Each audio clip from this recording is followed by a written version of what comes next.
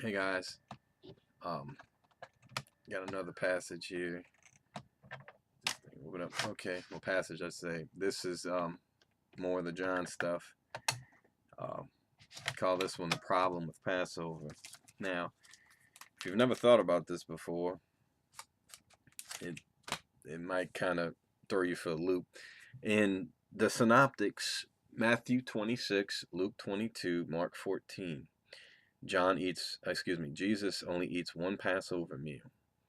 In John chapter 2, John chapter 6, and John chapter 18, he eats three and he dies before eating the fourth. Okay. And so we'll touch on them. Matthew 26. That's verse 17. That was the first day of unleavened bread. The disciples came to Jesus saying, what will you eat Passover? He says, so he goes on through that story. It's a very Jewish Passover. He talks about, breaking the bread instead of, it's a traditional Passover with some modifications, obviously. Luke 22, same thing. This is where the Lord's Supper comes from. Mark 14, pretty much the same thing. Okay, so we have him eating one, all right? So we go to John. In John chapter 2, he cleanses the temple, all right? And that's that Passover period. John chapter 6 is the breaking of the bread, the 5,000. He walks on water. That's Passover number 2. Passover number 3 in chapter 18 is, did I skip one? Sorry, John 11. That thing reset. John 11:55, I think. Let me double check. So in John 11, we come down, and yep, that was the Passover of the Jews. So he got those three Passovers. He does not live to eat the Passover of 18. And how can we prove this? It's when he's brought before Pilate. Then they led Jesus from the house of Caiaphas to the governor's headquarters. It was early in the morning. They themselves did not enter the governor's headquarters so that they would not be defiled, but could eat the Passover. So Pilate went outside to them and said, what accusation? So, and I've read some really goofball commentaries about this and answers to this question.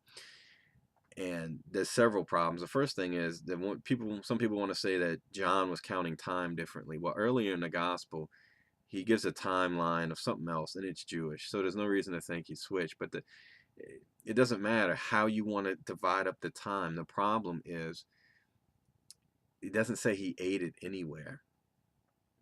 Okay, that's the thing. If the other Jews were waiting to eat the Passover and they didn't want to be defiled so they could eat it, you would have to assume that they would eat Passover at the same time. So none of the time excuses really even matter because it's just a question of did he eat it or did he not. And the text doesn't say that. It says, it gives you an impression of our waiting. But what is the real problem this creates? Well, the real problem this creates is it gives Jesus a 3.5 year ministry when the synoptics give him a year and a half. And I'll tell you what's interesting about this is pitching John against Luke. If Luke is the historian who was thorough and John was a mystic, Luke was a terrible historian, okay, to miss 3 years of Jesus's life. Now, the other thing that it does, if you read, the flipping of the tables happens at the beginning of John. It's what drives the Jews to kill him in Matthew, Mark, and Luke, and it makes a lot of sense because Jesus was drawing attention of the Romans to inside the temple. And that's what really ticked them off. They didn't, nothing will make man upset like political power. And that's what that was about. Flipping the tables and all this towards the end of his ministry is like the dramatic climax of the whole thing, and it drives to his death. Now, it happens first thing out in John, and then I'm actually going to do a separate video on why John has him killed, because this is interesting in of itself. But at the end of the day, one of the numbers, and see, this is what's interesting to me. If you go with John's story, it changes the year. It literally changes the year.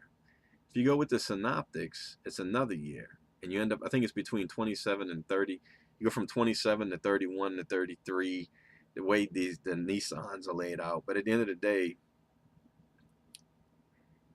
the real problem is that Jesus's ministry could have been 70 weeks.